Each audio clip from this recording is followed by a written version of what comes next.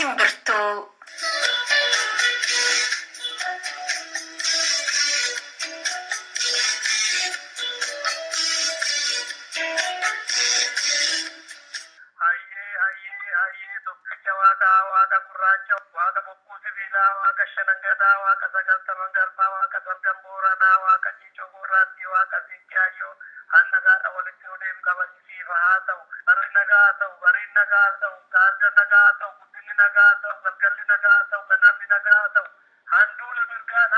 Guraana la kudha jaha bara 2007 gaafa kamisaa immoo kan dhiyaatu yeroo hundumaa qophii simbirtuuti.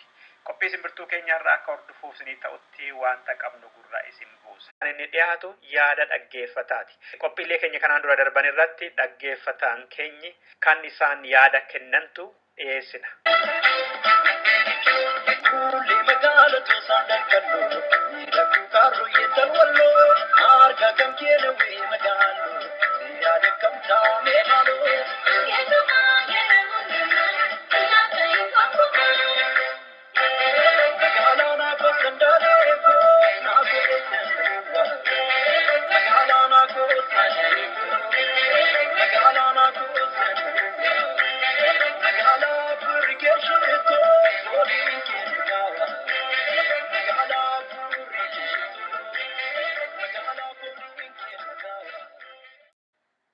Dhaggeeffataa keenya obbo Bakkaangaa Margaa guddaa galatoomaa bagaaraa nagaan dhuftan obbo Bakkaangaa gara raadiyoo simbirtuutti. Tole obbo Bakkaangaan raadiyoo simbirtuu irratti yaada qabaa jettaniittu miti? Raadiyoo simbirtuu akkuma kanaan dura dhaggeeffattoota hirmaatota isheef yaada ni keessummeessiti. Qusannaa takka malee yaada namootaa ni dabarsina. Isinis mee yaada keessan sagantaa kamirratti yoo miidhaa kan maal jedhudha akka jedhu itti buufaaf macarraanan keessan. Ani kan yaada qabu kan isa darbee gaafa guraandhala sagalii sagantaa waa'ee tokkummaa uummata Oromoo guutuu addunyaa ijaaruu jedhu irratti. Gumii Oromoo kan idil addunyaa jedhu sana. Sanarratti dura taa'aa waldaa Bachaantuu Lanaa Dooktar Mafaa Jaalataa fi dura taa'aa jaarmiyaa Oromoo Kaaba Ameerikaa obbo Dummaa Gammadaa waliin haasawaa gootee sanarratti yaada qaba. Tole maaltu ta'e itti fufaaga maaliifidha kan maal jedhuudhaaf qabxiin keessan maa inni dhiyaafadha.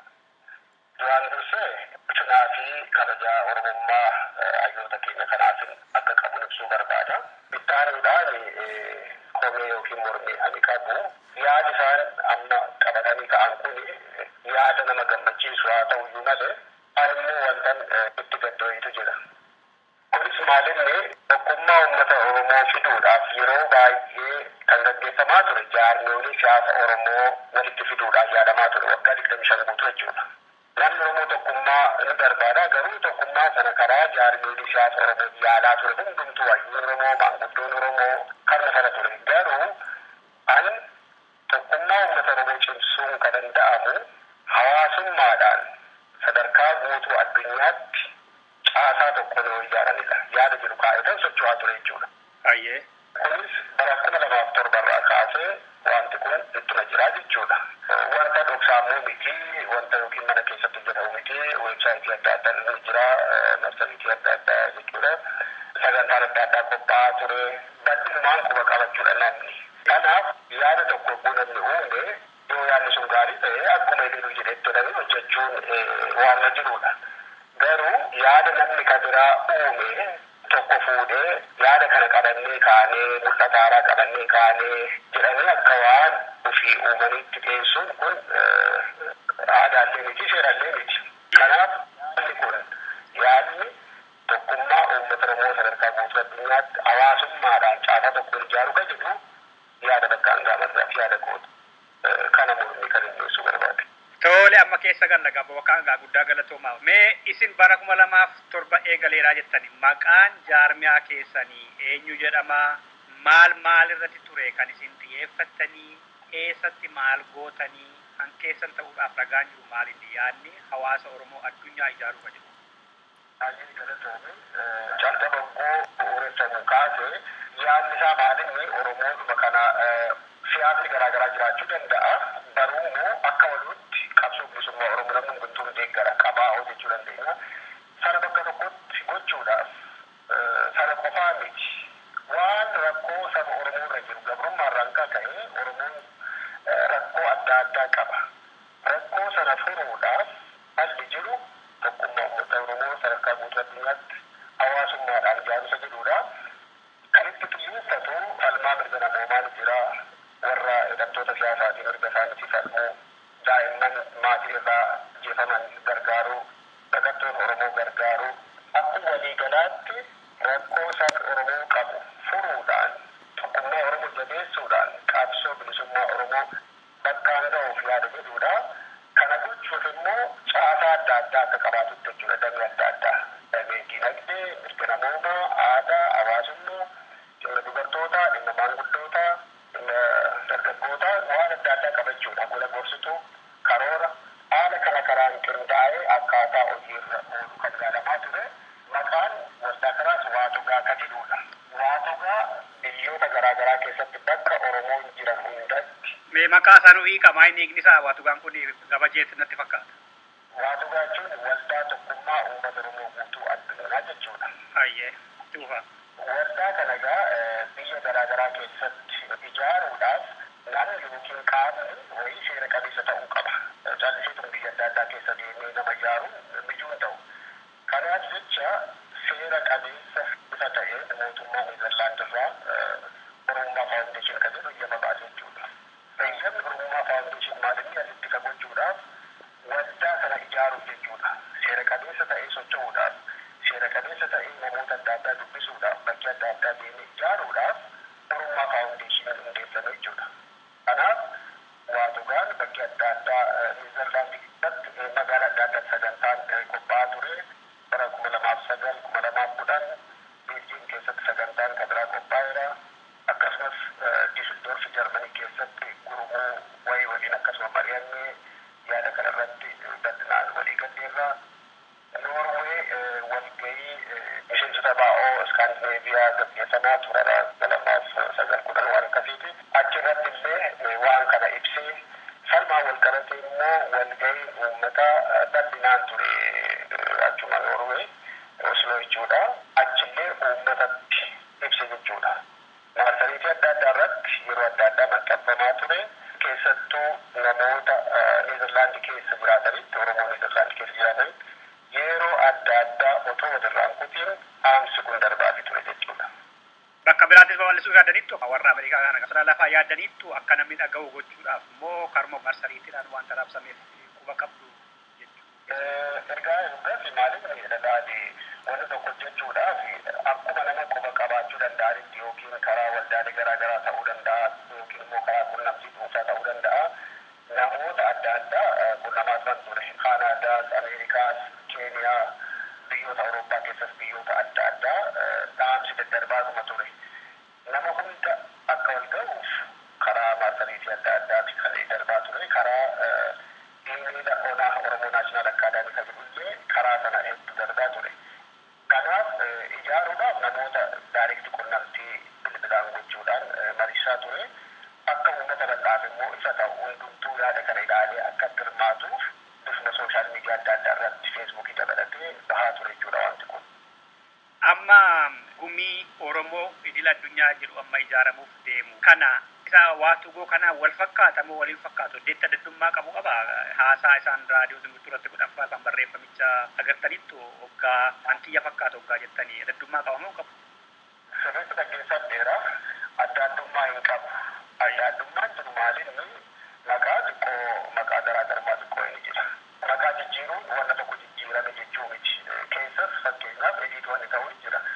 Fakkeenyaaf bara 2007 yogguu waan kana dhiyeessu 2009 yogguu seeratti baasu sana boodas haala yeroo waliin ediit ta'aa deebi'utti ta'aa deema jechuudha. Isaanis immoo wanta tokko tokko keessaa ediit gochuu danda'an akkasiisana. Maqaas immoo xiqqoo waa fooyyessuu danda'u garuu sarbar waan konteentii isaa fakkeenyaaf weebsaayitii Oromummaa Faawundeeshin irra yoo seentee waan intarviiyuu saansii deebisan achirraa dubbista kallattumaan. Marsariitiin Oromummaa Faawundeeshin ni jira. www.oromummaa.com fuuluma calqabaa irratti yogguu seentu kun 2009 kaasee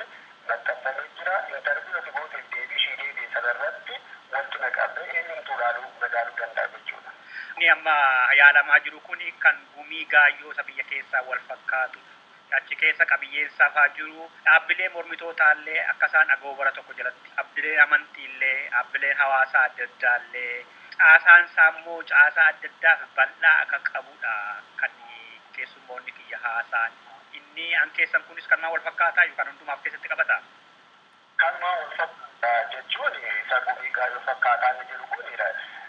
Sirna gadaa fakkaataa gumii gaayyoo fakkaataa kana fakkaataan sooressa namni wanna tokko ibsu of course akkatti ittamanii fakkatti hubate ibsuu danda'a. Akka walii galaatti garuu keessattuu jaarmiyolee siyaasaa ammachuu irratti jechuudha. Qabatamaan Niizerlaandii keessatti illee gaggeeffamaa ture. 2008 yogguu adda bilisummaa Oromoo bakka lamatti adda bahee ture. Yeroon sun yeroo ulfaataa ture. Namoota garee garaagaraa keessa turanis waliin walgahii kanarratti hirmaataa turan jechuudha. Isaaniin dubbisuuf yaaltanitti obbo bakka hangaan akka hawaasa Oromoo mooraa tokko ijaaruuf kaayyoon keessa wal fakkaata maal ta'eef gaafattaniini maal isiniin jedhan? Lakkin gaafanne maaliif yaadichi yaada gaarii ta'uusaa yoo tamananii koreen namoonni hundi isaanii quba qabaachuu baatan hagi tokko quba qabu. Namni akkasii yookiin bakka hangaa waan akkasii yaalaa ture yookiin isas bittaa daballuu yaadanni qoodaa fudhatu yookiin immoo waan nuti hojjennu kanatti isatu waggaa dheeraaf waan kana irratti dhama'aa ture. Mirgi abbummaa waan kana namni wuxuneesse bakka hangaadha jedhanii irratti walii galuu danda'u. Garuu eegoon isaan miidiyaa irratti argee jechuudha. Dhaggeeffattanii gara 35 ta'utu jaarmiyaalee adda addaatu irratti qooda fudhateera nama lama ergatanii kan jedhu haasa'aniiru. Kana jechuun jaarmiyaan keessanis jaarmiyaadhuma irratti hirmaachuu danda'u ture jechuudha akkuma isin jettanitti namoonni immoo beeku jettanittu namoonni beekan suni akka dhuunfaatti dubbistaniittu akka maaliif isiniin hin kaadhimne akkasiin qooda fudhatamaa hin taasifne jarri hawaasotanii jiraatan. Maaliif amma dhaabbilee garaagaraa soddoma walitti hirmaataa jiran jedhu kun yeroo dheeraadhaaf tariisas jedha waan kana koordeet gochaa turanii amma miidiyaa irratti ibsan ta'a jechuudha. Yeroo asii calqabamu haala ulfaataa ture akkuma dubarsiisine yeroo abbaa hojjettoota rakkoon guddaa uumame namni hundumtuu yeroo wal gaarreeffatu wal sodaatu ture jechuudha. Nama ijaaruuf nama garaagaraatti ijaaruuf ulfaataa ture jechuudha. Ati dhaabbilee garaagaraa sirriidhaan aanjessuun mijuu hin turre jechuudha. Gama biraatiin egaa isaan waliin immoo quunnamtii addaa hin qabu jechuudha namoota hedduu kanarratti. Tole. Kabiraa amma hojii masaan jedhaniin kan wal fakkaatuu fi kan isin amma Oromiyaa faawundeeshiniin ittiin socho'aa ture jettan kanaan kan wal fakkaatu. Hawaasa Oromoo hanga addunyaatti ijaarra kan jiru gareen socho'uus jira. Keessattuu amma hammam seera qabeessummaa fi hammam hawaasota Oromoo Awurooppaa keessa jiran dhugumaa hirmaachiseeraan gaaffii biraa ta'ee jaarmiyaa hawaasota Oromoo Awurooppaa kan jedhullee wanti yayyaalamaa jiru jira. Isaan faana quba qabdu isin isaan hirmaachisaniif moo komeen keessanii hunduma laallatamoo kan gumiidhuma Oromiyaa qofadha? Komeen kiyyaa hunduma laallata. Kanaan duratti iyyannoo tokko galcheen ture. Korri Atlaantaa gaggeeffamuuf jedhu mirga abbummaa kan jedhu irratti komii tokko dhiyeesseen ture. Maaliif kora Atlaantaa sanaan wal qabatee kaayyoon wal fakkaataa waan wamma gumiidha amnata jiru waliin kaayyoo wal fakkaataa akka gaggeeffamuuf yaadamee bifa adda addaatiin dubbatamaa ture jechuudha. Kanaaf jecha akkuma nama yaada jedhe kanatti qabxiilee adda addaa kaasee yoo bakka hundeessan maal akka hojjetan eessatti akka hojjetan hunda ibsee fi qopheessituu kora Atlaantaa akkasumas immoo waldaa ogeessitoota seeraa Oromoo Idil-addunyaatiif barreesseen garagalchasaa jaarmiyolee siyaasaaf akkasumas jaarmiyolee hawaasaa biyya adda addaa keessa jiranis erga jechuudha dhaamsa. Isa kora Atlaantaa ammoo kora Waashingtan illee waldaan ogeeyyota Oromoo Idil-addunyaallee yaaduma keessanii amma akkasiin jettanitti isaaniinis faana komeen kun isaanillee ilaallata maaliif isaan kun lamaaniyyuu sagantaa simbirtuu irratti darbaniiruuf hin jedha kanaan dura yeroo isaa daddaman. Waldaa ogeessotaaf seeraa Oromoo Idil-addunyaa kun kallattii waan laallatu natti fakkaatu isaantu waan kana qopheessee tajaajilu quban qabu. Maaliif isaan ka qopheessanii sanbaritti ka qopheessanii jaarmiyolee siyaasa Oromoo walitti fiduu kan jiru wayitu ture sagantichi jechuudha. Garuu qooda fudhannaa kana keessatti seera tumuu kana keessatti qooda qabu yoo ta'e isaan ilaallachuu danda'a jechuudha. Maaliif keessattuu isaan warra seera beeku kana keessatti qooda fudhachaa jiru ta'e ilaallata jechuudha. Yoo qooda fudhataa hin jiran ta'e immoo warra koree sana koree hawaasa Oromoo hawaasummaadhaan sadarkaa guutuu addunyaatti ijaaruu jedhee socho'u sana ilaallataa jechuudha. Amma korri Atlaantaa suni amma akka lammaffaatti jechuudha. Isumaan kana dhaamsa dabarsee jechuudha. Kanaafi amma gaaffiin obbo Bakkaan gahaa yookaan beekuma waliif haa kenninu akka aadaa Oromootti yaadni kun yaada abaluuti. Abbaan mirgaa isatu qaba. Kan jedhu haa fudhatanii immoo yoo isin keessummeessan immoo lakki dogongorreerraa keessatti qooda fudhadhaa yoo jedhanii isin waaman irratti hirmaattu as keessatti kamidha lamaan kana keessaa yaadni keessan obbo Bakkaan? Isaatu galatoomii akka aadaa Oromoottis akka seeraattis dubbiin akkasuma amma fakkeenyaaf akka aadaa Oromootti fudhannee wanta guddaa yaada bal'aa yaada midhiisiti mammaaksu tokkollee abbaan mammaaksu sana uumee waamama jedhe ebeluun jedhe abbaan ebeluu jetti haati ebeluu jedha jechuudha namni yoo maqaaleen beeke jedhe mammaakaan jedhe Oromoon jedhe dubbata jechuudha kan jechuun maayini waan kanan hin jirne abbaa qaba abbaa jedhe jechuudha akka seeraattis immoo namni wanta aayidiyaa guddaa kanaa miti yooduma walaloo tokkollee qopheesse yookiin sirba yookiin kitaaba yoo baase asxaa tokkollee yoo baase abbaa sanatu eenyutu qopheesse abbaa sanaan waamama jechuudha. Kanaafi an kan barbaadu malinni wanti kun hojjetamuusaa guddachuusaa hedduun barbaada. Maaliif durayyuu akka hojjetamu barbaadee tani. Wanti achitti bakka qabaachuu qaba. Namni waan kana tureessee akkana ta'e oofishaalii seera isaanii keessatti yookiin weebsaayitii isaanii keessatti kaa'uu qabu. Gama biraatiin waan kana keessatti qooda fudhu yoo jedhanillee yoo jedhanis hojii baatanis garuu kan hin barbaadu maalinni namni waan kana utuneessi ana ta'uu yoo hundumaan fudhatame malee akka seeraattis akka aadaattis suni abbumaan waamamuu qaba yaadachuun qaba. Qophii keenya irratti yaada naafaa kanan jedhu qabaa yoo jettan tarraasanii kana dhumarratti obbo Bakkaan gahaa. Akka waliigalaatti waan dhaamsa addaan qabu garuu namoonni dhimma sanatti qooda fudhatan namni Oromoo ta'e kamiyyuu jechuudha. Akkasumas kan qoodan fudhannillee jechuudha. Dhugaa jiru kana qoree sanaaf ibsuu danda'uu qaba.